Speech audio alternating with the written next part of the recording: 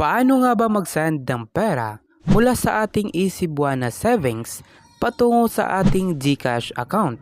Sa video na ito, ituturo ko sa inyo kung paano nga ba ito gawin. So, simulan na natin.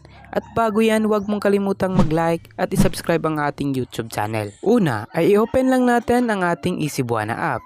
Pagkatapos, pumunta lang tayo dito sa ating My Savings at pindutin lang natin tong Send Money. At scroll down lang natin at pumunta tayo dito sa Send Money to Other Banks. At pagkatapos dito sa ibaba, mag-select lang tayo ng bank. So piliin lang natin tong GCash. At ilagay lang natin dito ang ating account number, account name, at saka amount dito sa ibaba. At paalala lang po, para mag-send ng pera, ang minimum nila ay 400 pesos. Pagkatapos nating ma-fill upan lahat, pindutin lang natin tong next.